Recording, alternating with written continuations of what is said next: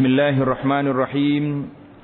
Alhamdulillahi rabbil alamin, wassalatu wassalamu ala rasulihil amin, nabiyyina Muhammad wa ala alihi wa sahbihi ajma'in, wa ba'du.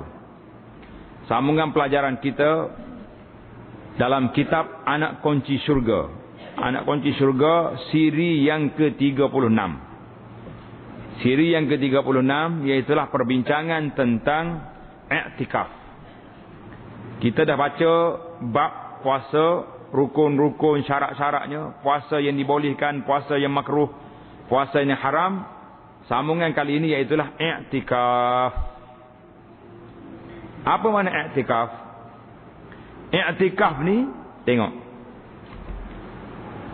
iaitulah berhenti duduk dalam masjid. Itu makna i'tikaf. I'tikaf makna duduk satu tempat. I'tikaf. Sunat kita i'tikaf pada tiap-tiap masa. Bila-bila masa, artinya bila duduk, berhenti mana duduk di dalam masjid dengan niat. Duduk dalam masjid, niat i'tikaf, dan syarat dia lagi orang Islam yang berakal, yang suci daripada haid dan nifas. I'tikaf tu siapa? Syarat yang pertama nak i'tikaf, orang Islam yang berakal. Kalau orang gila mari i'tikaf, duduklah dia. Jangan kacau kita sudah. Suci daripada haid dan nifas. Yang ni orang perempuan yang tak ada haid. Termasuk juga orang junub. Orang laki-laki yang junub, dia kena keluar, pergi mandi dulu. Dengan niat. Niatnya i'tikaf.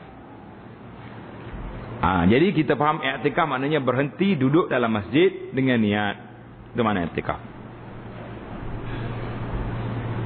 Dan i'tikaf pada 10 yang terakhir. I'tikaf pada malam 10 yang terakhir daripada Ramadan lebih afdal daripada i'tikaf pada yang lainnya. Mana dalil? Kerana hadis yang diriwayat oleh Imam Al-Bukhari dan Muslim rahimahumullah, annahu sallallahu alaihi wasallam i'takafa al-'ashr al-awsat min Ramadan, thumma i'takafa al-'ashr al-awakhir wa lazamahu hatta tawaffahu Allah ta'ala, thumma i'takafa azwajuhu min ba'dihi. Artinya Rasulullah sallallahu alaihi wasallam i'tikaf. I'tikaf bila? Pada 10 malam yang tengah pada bulan Ramadan. Jadi peringkat awalnya Nabi kita i'tikaf di tengah, i'tikaf di awal. Tapi istaqarra al-amru, maknanya tetaplah i'tikaf ini di akhir kehidupan Nabi. Nabi kita i'tikaf di akhir Ramadan, 10 yang terakhir. Kemudian i'tikaf di tengah yang Ramadan, kemudian i'tikaf ia pada 10 malam yang terakhir. Maknanya start daripada malam 21, 22, 23, 24, 25, 26, 27, 28, 29, 30. Habis i'tikaf. Dan melazimkan ia, yakni berterusan. Tandalah istilah kita lama. Melazimkan, yakni berterusan dengan i'tikaf itu hingga wafat Nabi sallallahu alaihi wasallam. Kemudian i'tikaf pula isteri-isteri baginda Ummahatil Mukminin radhiyallahu anhunna, selepas daripada Nabi kita wafat, isteri Nabi pula i'tikaf. Jadi dalam hadis ini ada 2 masalah. Masalah yang pertama, Nabi kita i'tikaf 10 akhir. Kalau nak i'tikaf awal, daripada awal Ramadan sampai akhir lagi baik. Tapi yang kita nak dituntut sangat-sangatnya i'tikaf ni bila? Pada 10 akhir Ramadan. Sebab apa? Ini timbul sebab soalan.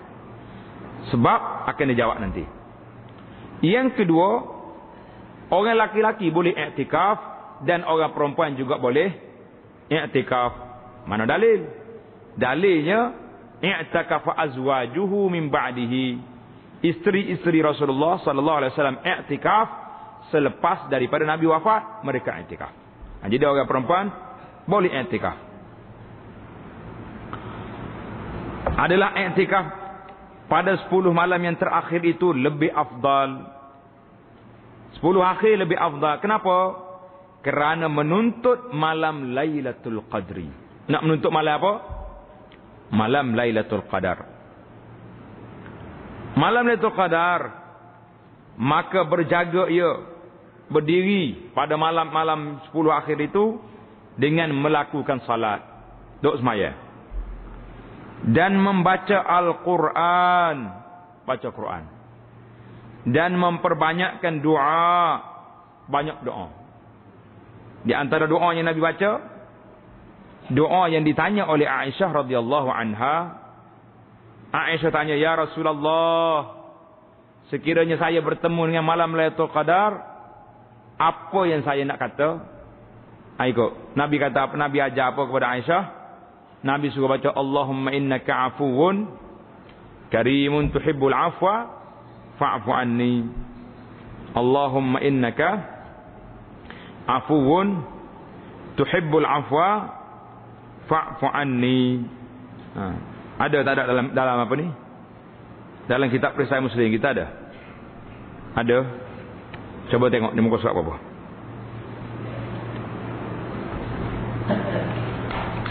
Baik. Itu di antara yang dibaca oleh Aisyah. Jadi kita kena banyak duduk. Kerana adalah ia malam 10 akhir itu lebih afdal daripada segala malam yang lain. Berdasarkan firman Allah Ta'ala, Lailatul Qadri khairum min alfi syahr. Artinya malam Lailatul Qadar itu lebih baik daripada 1000 bulan yang tidak ada padanya Lailatul Qadar. Ambil pen, tulis. Tanda. 1000 bulan ini bersamaan dengan 83 tahun, 3 bulan lebih. Berapa tahun? 83 tahun, 3 bulan lebih.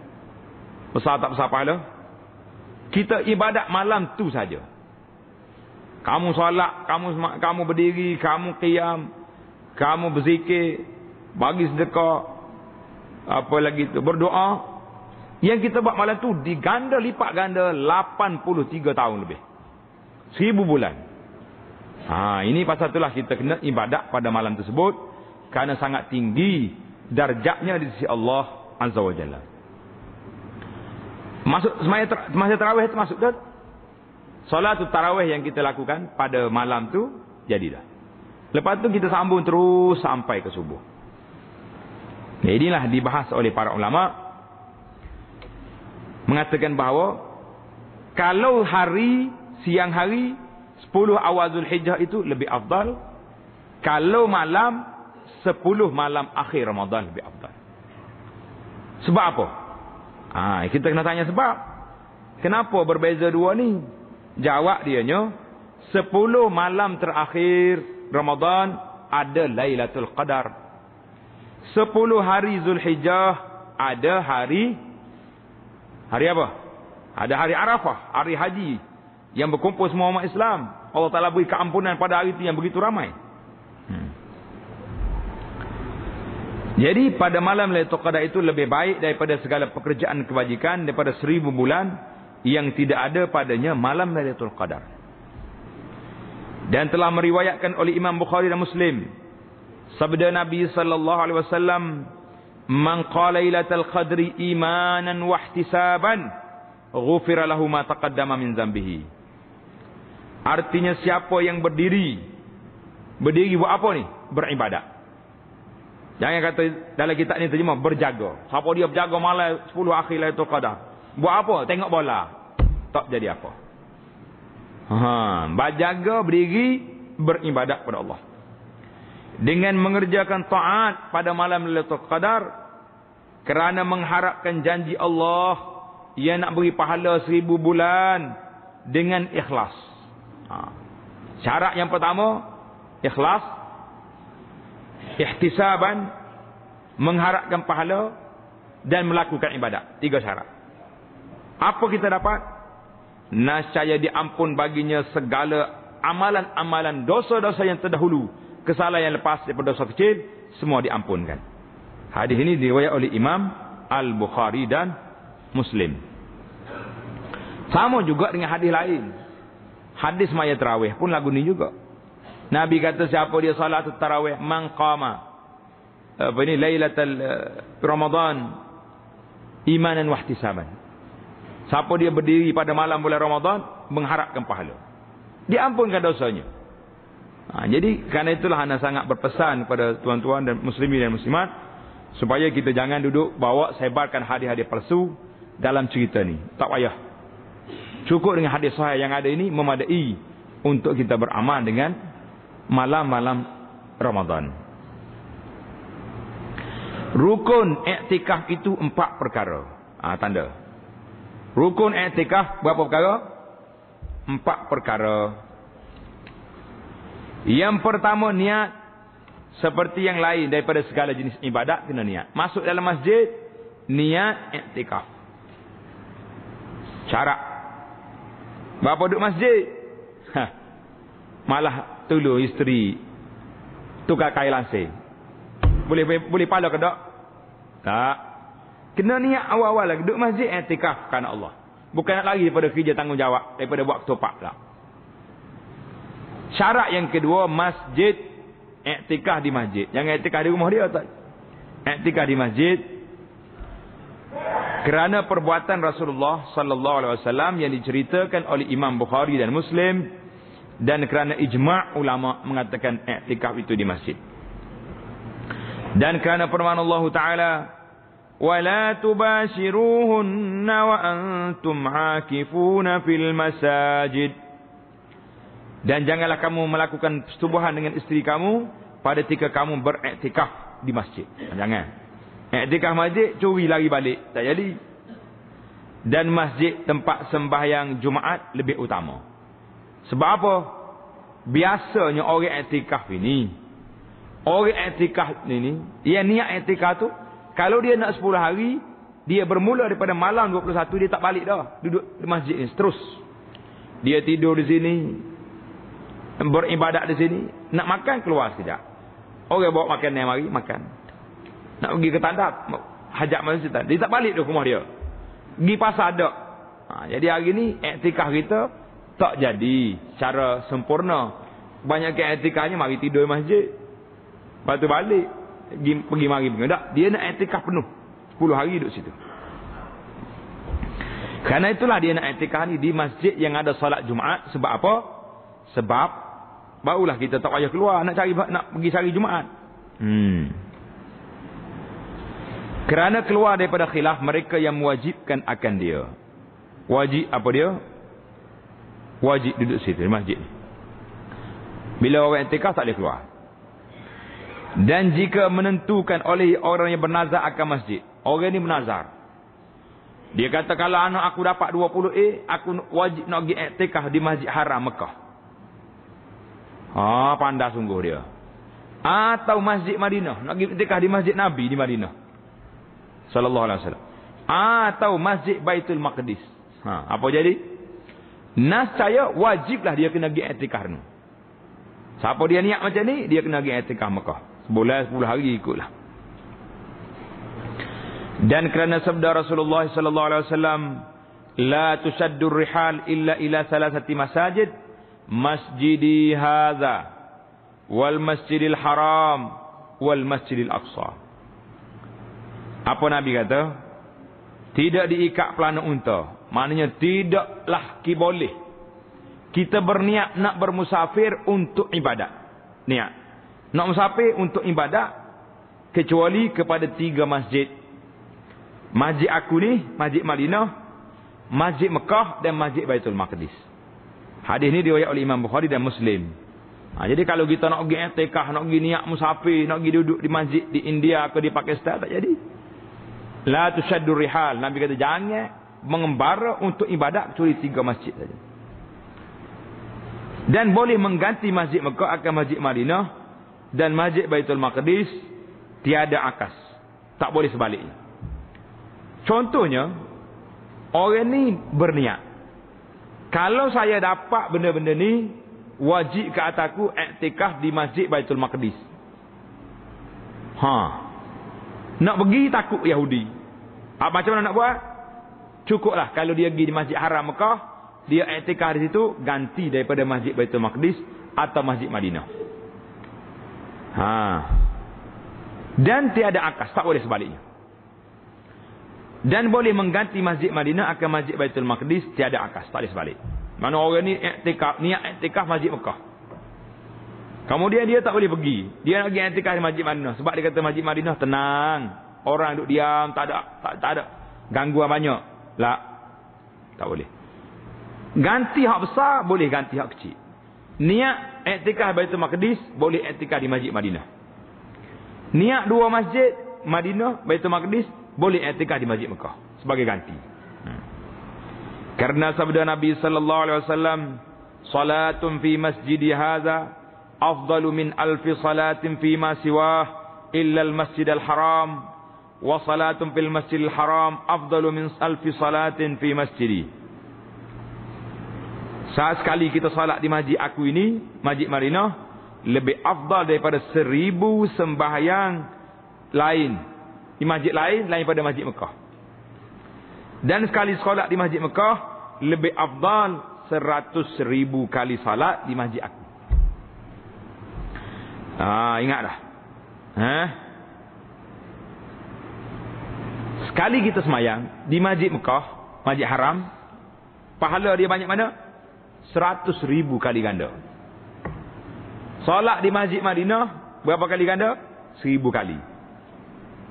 Ini Bukhari Muslim. Ada setengah riwayat mengatakan solat di Baitul Maqdis pahalanya 500 kali. Masjid Aqsa. Jadi tapi hak dua ni sahih. Hadis ini menceritakan oleh Imam Bukhari, Imam Ahmad dan lain-lain, dan bahawa sembahyang di Masjid Baitul Maqdis itu 500 kali, seperti yang diriwayat oleh Ibnu Abdul Bar, dan kata Al-Bazzar isnadnya hasan. Tanda je. Baitul Maqdis 500, Madinah 1000, Mekah berapa Mekah? 100,000. Kalau kita ada duit, kita pergi solat tiap minggu di Masjid Mekah tak? Tak ada duit nak macam mana? Dengar-dengar cerita je lah. Syarat yang ketiga, rukun yang ketiga, tanda situ. Rukun i'tikaf yang ketiga, berhenti, yakni duduk berhenti seketika, sekurang-kurangnya sekadar yang dinamakan tetap, yakni iqamah, duduk situ. Sekalipun tiada dia diam, dia masuk masjid, dia niat i'tikaf, walaupun dia berjalan munam-mandi pergi sana sini, kira i'tikaf. Dengan lebih daripada kadar tamakninah rukuk. Masuk sekejap boleh dia i'tikaf. Maka memadalah oleh pergi mari dalam masjid, dan tiada memadai lalu saja dengan tak berhenti. Orang ni masuk masjid, pintu ni nak keluar pintu belakang, nak pergi ambil benda, dia pun niat i'tikaf, lalu pergi ambil lah. Dia kena berhenti seketika, barulah dia boleh jadi apa? Boleh jadi i'tikaf. Ini fiqh mazhab Syafi'i ini. Dan jika ia bernazar nak beriktikaf, orang ni bernazar nak i'tikaf, apa jadi? Dengan ketiadaan menentukan masa. Kalau aku dapat apa-apa, wajib ke atas aku i'tikaf. Dia tak kata berapa hari, tak kata berapa jam. Apa jadi? Nascaya memadai akan dia oleh dengan satu lahzah. Dia masuk dari masjid, sekejap, maya sunat tahiyatul masjid, duduk, Assalamualaikum. Cukup dah. Sebab dia kata dia bernazar nak i'tikaf. Kena ingat baik-baik.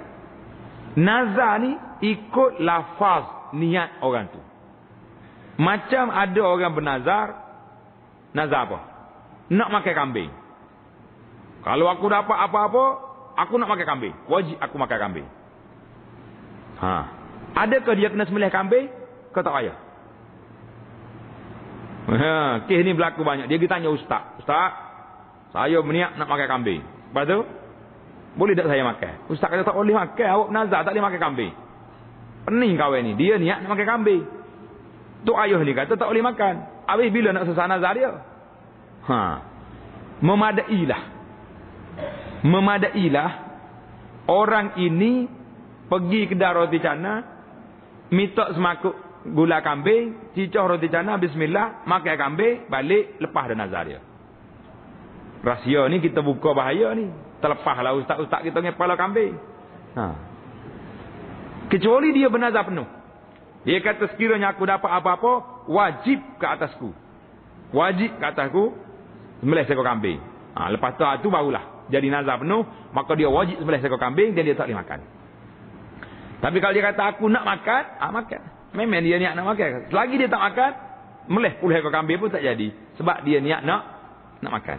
Sama dengan kisah orang ni juga. Dia kata aku nak iktikaf dalam masjid. Dia tak sebut berapa lama. Tak sebut masjid mana. Dia mari masjid sekitar Ar-Rahman Sungai Duria ni. Masuk niat iktikaf. Semaya sunat. Keluar sesarah. Dan rukun tetapi disunatkan sehari. Yang afdalnya dia duduk 1 hari. Dan sunat tiap-tiap kali masuk dalam masjid niat iktikaf. Setiap kali masuk dalam masjid kita niat iktikaf. Inilah yang dipaham daripada kitab fiqh Syafi'i.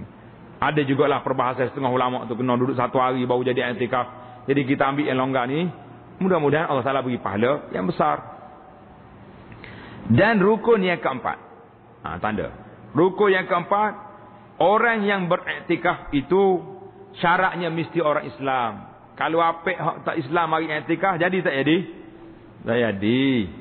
Dan berakal dan suci daripada hadas besar baru boleh. Maka tiada sah iktikaf orang kafir, orang gila, kerana tiada sah niat keduanya, dan tiada sah iktikaf orang yang berhadas besar kerana haram dia duduk dalam masjid. Satu lagi perbahasan yang ditimbulkan, dan mengikut fiqh mazhab Syafi'i kata tidak disyaratkan iktikaf itu berpuasa. Tak semesti kita iktikaf itu puasa. Bahkan sah iktikaf pada malam hari. Tengah hari kita kerja, nak macam mana? Nak cari rezeki. Dekat-dekat raya lagi banyak duit nak guna.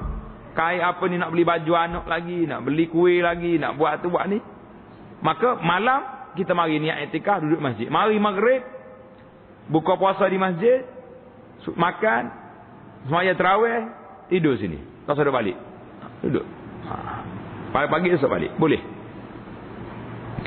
Tidak syarat iktikaf. Tidak syarat iktikaf apa dia ni? Berpuasa. Kerana hadis, ada hadis mengatakan, laisa 'alal mu'takifi saumun siyamun illa ayaj'alahu 'ala nafsihi.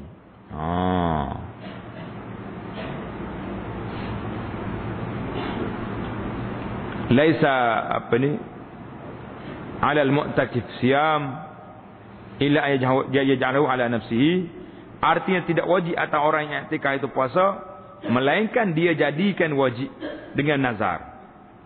Hadis ini diceritakan oleh Al-Hakim dan dia kata sahih di atas rijal Bukhari. Tengok cerita ni. Masalah puasa ni ada masalah sedikit. Sebahagian ulama menceritakan Imam Bukhari rahimahullah dia kata apa? Imam At-Tirmizi dia cerita Sayyidina Umar. Tanda cerita ni Sayyidina Umar pergi beritahu pada Nabi sallallahu alaihi wasallam, ya Rasulullah, saya bernazar nak iktikaf 1 malam di Masjid Haram ini di zaman jahiliyah dulu, belum Islam. Nabi kata aufi binazarika. Nabi kata tunaikan, pergi tidur satu. Kata di Tirmizi dalam bab ini diriwayat pada Abdullah bin Amru ibnu Abbas. Wa qad zahaba ba'd ahli ilmi. Setengah ulama mengatakan apabila seorang laki-laki masuk Islam dan dia bernazar dalam waktu kafir nak taat, maka dia kena tunaikan nazar dia. Sebahagian ulama di kalangan sahabat Nabi dan lain-lainnya mengatakan apa? Dia kata tidak syarat iktikaf itu, la iktikaf illa bisaumin. Tak sah iktikaf kecuali kena puasa. Jadi ada pandangan dia. Ada pandangan sebahagian lain pula kata Orang i'tikaf tidak syarat berpuasa kecuali kalau dia bernazar. Mana dalilnya? Dalilnya hadis Sayyidina Umar tadi. Umar kata aku nak i'tikaf pada zaman dulu, pada zaman jahiliyah. Jadi zaman ini tak puasa lagi. Maka ini kita perbahasa panjang. Dalam kitab Ibn Qudamah dia kata masyhur mazhab dianya, mazhab Hambali, mazhab Syafi'i, dan beriwayat daripada beberapa orang sahabat Nabi, Sayyidina Ali, Ibnu Mas'ud, mengatakan bahawa tidak syarat berpuasa untuk i'tikaf. Jadi ada setengah ulama lain kata kena puasa baru sah i'tikaf. Jadi kita ambillah pandangan kita ni, dia mengatakan sah. Tidak tak payah puasa. Tamatlah perbincangan yang pertama. Jadi kita galak sangatlah muslimin dan muslimat supaya i'tikaf penuh bulan Ramadan. Anak nak mari ambil, mari pagi hari raya, mari raya sama-sama, lepas tu kita balik kampung. Rugi i'tikaf bulan Ramadan. Buat apa lagi? Lama dah tidur rumah, lama duduk main dengan anak cucu. Bulan Ramadan tahun ni aqdul azmi, pasang niat siap-siap, aku nak i'tikaf 10 hari penuh. Kita syorkanlah pada semua masjid-masjid. Masjid kita ni, masjid di seluruh dunia ni, yang dengar nasihat kita ni, supaya menganjurkan majlis i'tikaf. Siapa dia i'tikaf penuh 10 hari di sini, pihak masjid boleh uruskan makan minum, boleh. Dia nak buka puasa, mari makan ni hantar dia tak makan di luar masjid. Nak sahur, hantar makan ni cukup 2 kali sehari ya makan. Buka puasa dengan sahur. Moreh sikit lagi lepas tarawih. Boleh tak boleh? InsyaAllah besar pahala jamu orang buka puasa. Allah, kalau kita tengoklah anak mari bulan Ramadan, sayu hati.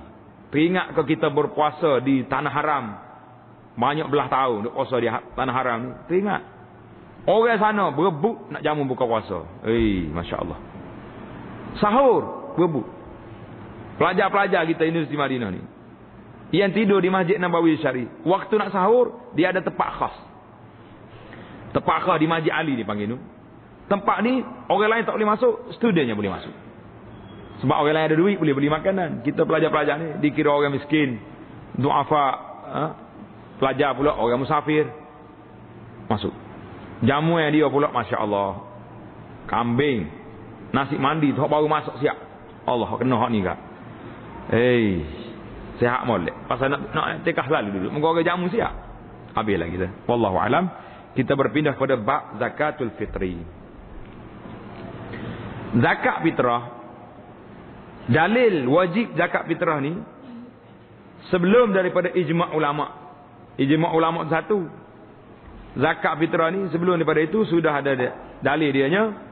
Hadis Abdullah bin Umar yang diriwayat oleh Imam Bukhari rahimahullah, farada Rasulullah sallallahu alaihi wasallam zakat al-fitri sa'an min Ramadan 'ala an-nas sa'an min tamrin aw sa'an min sya'ir 'ala kulli hurrin aw 'abdin zakarin aw unsa minal muslimin. Artinya Rasulullah sallallahu alaihi wasallam telah memperwajibkan zakat fitrah. Artinya kerana berbuka daripada Ramadan ke atas manusia. Semua segantang daripada tamar atau segantang daripada syair. Zaman dulu tamar ataupun syair. Zaman mari kapur kita ni kias kepada tamar kepada syair, segantang beras. Daripada orang yang merdeka ataupun hamba, laki-laki atau perempuan, minal muslimin, di kalangan orang Islam. Asalkan dia tu Islam, maka wajiblah dia kena bayar fitrah. Was-saghir wal kabir tak sebut sini. Tambah lagi awal. As-saghir wal kabir, yang kecil dan yang besarnya. Wa amara biha an tuadda qabla khurujina ila shalah. Nabi kita perintahkan supaya fitrah ini dibayar sebelum keluar salat hari raya. Dah takbir raya siap dah, Allahu Akbar, habis fitrah. Apa tak bayar lagi dia berdosa.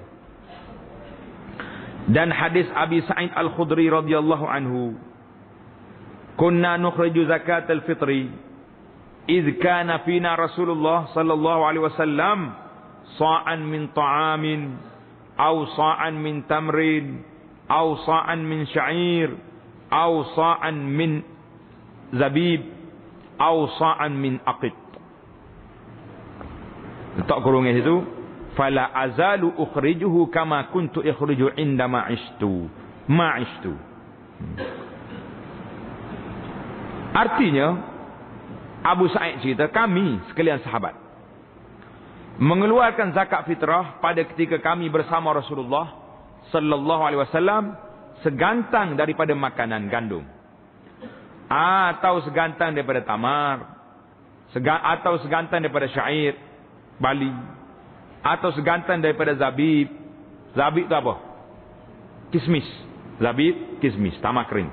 Ya, apa ni? Anggur kering. Atau segantang daripada aqid. Tulis, aqid, susu kering. Susu masam, dia keringkan dia. Macam biskut jadi. Kalau pergi di Madinah, di Mekah, tanya tuan kedai, nak aqid, masih ada lagi.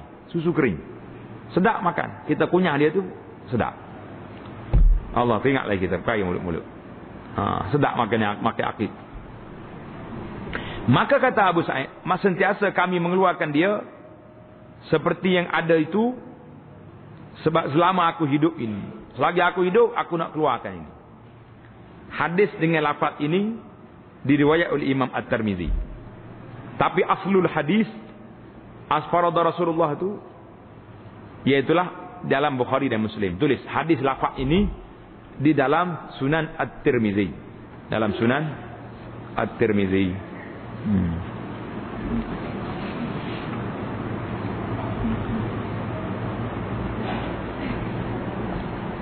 Itu jenis. Akan timbul nanti perbahasan, kita akan sebut di akhir, tentang qadar, banyak mana segantang. Kita pindah pada tajuk lain pula, waktu. Waktu nak mengeluarkan zakat fitrah ni bila? Wajib zakat fitrah dengan mendapati akhir hari daripada Ramadan dan awal juzuk daripada Syawal. Kerana diidafatkan, disandarkan. Tulis, diidafatkan, disandarkan zakat itu kepada al-fitri, pada fitr, pada buka, mana buka raya. Pada dua hadis yang terdahulu, zakatul fitri, seperti wajib atas seorang fitrah dirinya, wajib pula ke atas fitrah itu kepada orang yang di bawah tanggungan dia. Mana kita kena bayar, anak-anak kita kena bayar, isteri bayar. Daripada anaknya yang kecil dan isterinya dan hambanya yang Islam sekalian mereka itu, tak kena bayar kalau hamba dia orang kafir, wal-iyazubillah. Maka tiada wajib dikeluarkan fitrah, kerana perkataan Nabi SAW dalam hadis yang terdahulu, minal muslimin, dari kalangan orang Islam. Tengok, bilakah wajib zakat fitrah ini dikeluarkan? Apabila orang itu hidup sehingga akhir Ramadan. Contohnya seorang hamba Allah ini hidup, sakit tenak sakit, 5 minit lagi nak azan maghrib. Inna lillah wa inna ilaihi raji'un. Mati dah pakcik. Kena bayar fitrah ke tak? Bayar? Tak kena bayar. Sebab dia mati sebelum akhir Ramadan. Taib, sebaliknya pula, makcik ni duduk di hospital, lagi beberapa minit nak azan maghrib, tu bi anak. Baby tu bi. Kena zakat fitrah ke tak? Kena zakat fitrah. Sebab dia sempat lagi hidup satu juzuk yang kecil daripada Ramadan, akhir Ramadan. Baik tu. Baik. Orang ni habis Ramadan. 10 minit dah. Baru lepas azan maghrib, inna lillah wa inna ilaihi mati. Kena zakat fitrah ke tak? Kena. Sebab apa kena? Sebab dia setelah akhir Ramadan.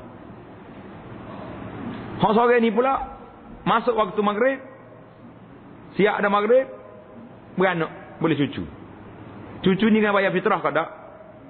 Jawabnya tak. Sebab dia lepas Ramadan, dia masuk malam raya. Beranak. Itu perbezaan. Dia kata fitrah itu kena akhir juzuk daripada Ramadan. Akhir juzuk pada Ramadan. Ini dipanggil teka-teki yang menarik. Dekat-dekat je tu. Cerita tu kan. Boleh faham. Waktu nak keluar fitrah ni. Waktu nak keluar fitrah, zakat fitrah ni. Dan sunat mengeluarkan zakat fitrah sebelum sembahyang hari raya pada pagi-pagi hari raya. Ini waktu paling afdal sekali. Kita keluar fitrah. Kita nak pergi sembahyang raya, keluar fitrah. Pagi lepas sembahyang subuh, kita janji siap-siap, hei orang fakir miskin dalam kampung saya, lepas sembahyang subuh, mari beratur depan tangga aku ni, aku nak bagi zakat fitrah. Kerana hadis Nabi hadis Bukhari daripada Ibnu Umar radhiyallahu anhuma, anna Nabi sallallahu alaihi wasallam amara bi zakatil fitri qabla khurujin nas ila shalah.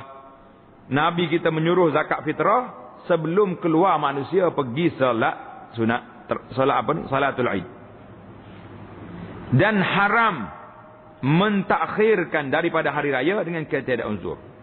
Siapa dia tangguh, lepas maya raya baru nak bayar fitrah, maka orang ini berdosa kerana dia tak nak uzur, kerana meluputkan hikmah yang dimaksudkan itu, iaitu mengkayakan fakir miskin daripada mencari makanan pada hari raya.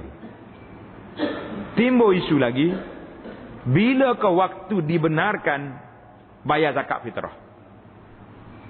Di sini berbeza, pandangan ulama berbeza. Mazhab Syafi'i, tak, ada lagi mazhab lebih sedap. Mazhab Imam Abu Hanifah, yajuzu ta'jiluha min awalil haul. Masuk tahun ni, bulan Muharram, boleh dah bayar zakat fitrah untuk bulan Ramadan nanti. Bayar dulu. Orang panggil bayar, buka akaun awal. Boleh. Itu mazhab Abu Hanifah. Mazhab Syafi'i, boleh bayar zakat fitrah ni bila awal bulan Ramadan. Mari awal Ramadan, boleh bayar. Mazhab lain, mazhab Abu Hanifah, Imam Ahmad, hanya boleh bayar zakat fitrah sehari atau 2 hari sebelum hari raya. Sehari atau 2 hari sebelum hari raya. Mana dalilnya? Dalilnya kata-kata Ibnu Umar, kanu yu'tunaha qabla al-fitri biyawm aw biyawmain. Sahabat-sahabat Nabi keluar zakat fitrah ni 1 hari atau 2 hari sebelum hari raya. Kalau tanya Abu Anas, mana baik? Jawabnya, pandangan ia mengatakan keluar zakat fitrah 1 hari atau 2 hari itu, itulah yang terbaik. Mazhab Syafi'i itu awal sangat. Sebabnya Nabi kata urnuhum anit talab. Tujuan kita bagi fitrah ni supaya orang pakai miskin gembira pada hari raya, banyak makannya banyak, dia dapat benda. Jadi kalau kita awal Ramadan bagi dah, pahala habis dah. Ila rai habis dah. Jadi tak kena dengan matlamat. Jadi cantiklah kalau kita akhirkan keluar fitrah itu sehari atau 2 hari sebelum hari raya. Yang afdalnya kita keluar pada pagi hari raya. Tengok siapa yang kena bayar zakat fitrah pula. Tengok tandalah tajuk dia kat tepi tu. Orang yang dikenakan fitrah, tiada wajib zakat fitrah ke atas orang yang kesukaran, orang yang miskin, pakai hangit orang ni tak ada apa benda. Kerana firman Allah Taala, la yukallifullahu nafsan illa wus'aha. Surah Al-Baqarah 286. Tiada memberati Allah Ta'ala ke atas seorang melainkan setakat dia mampu. Orang ni mampu setakat ni, bagi setakat ni. Iaitulah mereka yang tiada ada lebih daripada makanan yang mengenyangkan dirinya dan saraannya pada hari raya dan malamnya, dan daripada barang yang patut bagi mereka daripada pakaian dan tempat kediaman, tempat tinggal, dan daripada membayar hutang Maka orang ni kalau tak cukup nak makan, kalau bayar fitrah hari ni esok dia lapar, maka orang ni tak kena zakat, tak kena fitrah. Tapi kalau tak bayar fitrah, tapi gelar tu lekat setengah lengan buat gaya, jangan. Oh saya kalau bagi fitrah cukup gatal berah ni kak, esok tak makan nasi. Tapi sambil-sambil tak makan nasi tu, gelar tu lekat sengit lengan. Besarnya kata. Ni kaya raya ni. Selori berah boleh beli. Apa lagi nak beli segatan? Ya. Jangan ada falsafah. Dan bagi mereka yang ada kemudahan setengah gantang, wajib mengeluarkannya. Dia ada segatan berah. Satu gantang setengah nak makan, setengah lagi kena keluar juga zakat. Kerana firman Allah Taala, "Fattaqullaha mastata'tum." Takut oleh kamu akan Allah Taala sedaya upaya kamu. Setakatnya kamu mampu, kita mampu setengah gantang bagi setengah gantang. Ayat ini surah At-Taghabun ayat 16. Dan mereka yang kuasa akan setengah daripada segala jenis gantang, wajib atasnya mendahulukan dirinya. Tengok untuk dia nak makan dulu, lebih baru bagi. Kerana sabda Nabi sallallahu alaihi wasallam, Nabi kata apa? Ibda binafsika fatasaddaq 'alaiha. Fa in fadula syai'un fali ahlika, fa in fadula syai'un falizi qarabatika. Artinya, utamakan, dahulukan dirimu dulu, maka bersedekah olehmu atasnya. So, sedekah kita dulu, nak makan. Maka jika lebih sesuatu, maka beri kepada isteri kita. Kalau lebih lagi, beri pada keluargamu. Kemudian daripada dirinya, maka isterinya, kemudian anaknya yang kecil, kemudian bapaknya, kemudian seterusnya lah, orang lain-lain pula. Tulis hadis ini diriwayat oleh Imam Muslim daripada Jabir. Ibda' bin nafsika ini hadis riwayat Imam Muslim daripada Jabir bin Abdullah radhiyallahu anhu.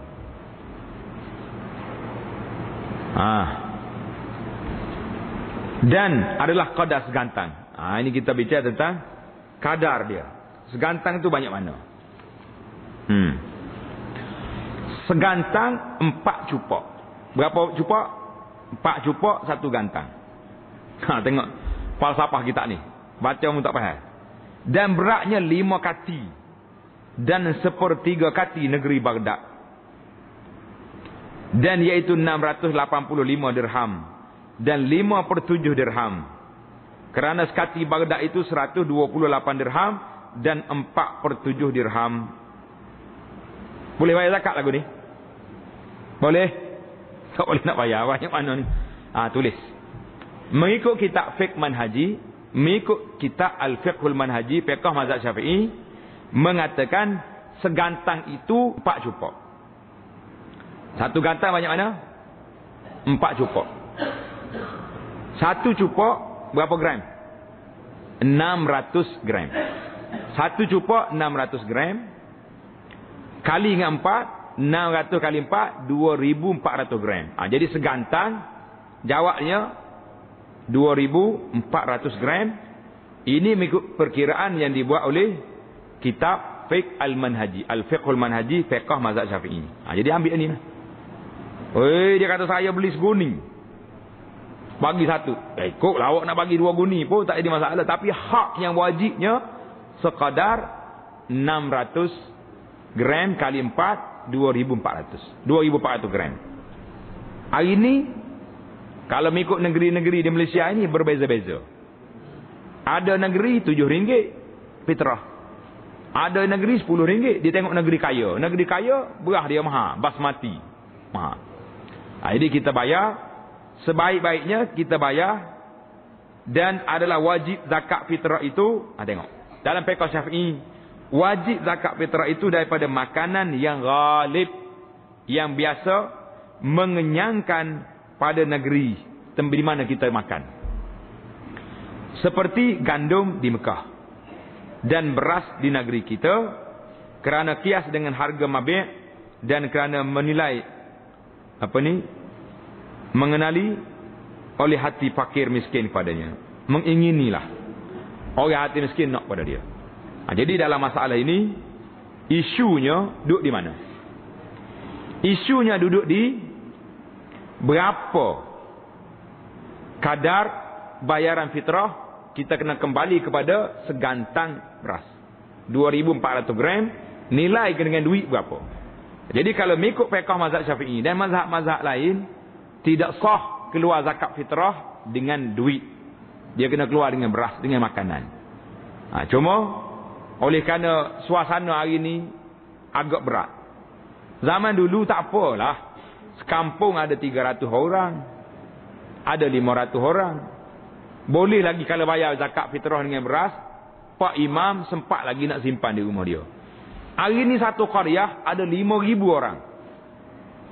Kalaulah kerajaan tak ambil pandangan mazhab Hanafi yang membenarkan zakat fitrah dibayar dengan beras, jawabnya Pak Imam duduk berhari raya di mana?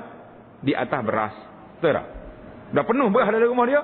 Selamat hari raya Imam, selamat, duduk atas beras. Tak boleh beli kerusi apa. Jadi alhamdulillah kita ni memanglah dari segi sunnahnya mazhab Syafi'i pun mempertahankan sunnah, mengatakan zakat fitrah mesti dibayar dengan makanan. Cuma kajian ambil maslahah yang kuat menerima pandangan mazhab Hanafi yang mengatakan zakat fitrah boleh dibayar dengan duit kerana maslahah yang tertentu. Ini kita terima. Cuma secara peribadi, ini pandangan peribadi. Bagi anak lah, Abu Anas ni sampai hari ni anak tak pernah keluar zakat fitrah dengan harga. Kita berpegang dengan at-tamassuku bil asli, berpegang dengan asal fitrah ni kena bagi makanan. Jadi orang kata ustaz ni literalis dalam masalah ni, saya mengaku saya literalis dalam masalah fitrah. Saya tak nak bayar zakat fitrah dengan duit. Tapi kita terima ijtihad ulama ni tidak menentang. Cuma dari sudut peribadi. Jadi anak kata kalau tuan-tuan mampu bayar zakat fitrah ni dengan makanan, itu yang terbaik. Habis hak kerajaan nak duit, bayar ke duit dia. Niat sedekah, dan kita sendiri pula kita bayar untuk kita dengan Allah. Kita bayar makanan. Apa salah? Banyak 2,400 gram, tak sampai 3 kilogram. Berapa ringgit? Berapa ringgit? Kalau beli sekapit beras 10 kilo. 2,400 boleh dah 4 beranak dah boleh situ. Allahu akbar. Murah sangat, niat sedekah fisabilillah. Zakat wajib kan Allah. Alhamdulillah, tamatlah kita berbincang tentang zakat. Ada apa-apa soalan masalah zakat ni? Kerana kita nak buat sungguh ni, nak Ramadan ni. Ada soalan boleh tanya nanti insya-Allah. Jadi tamatlah perbincangan kita. Sampai di sini kita akan sambung lagi khatimatun. Nas'alullaha husnaha. Subhanakallahumma bihamdika asyhadu an la ilaha illa anta astaghfiruka wa atubu ilaik. Wa sallallahu wa sallama wa barak ala Muhammadin wa ala alihi wa sahbihi ajma'in walhamdulillahi rabbil alamin.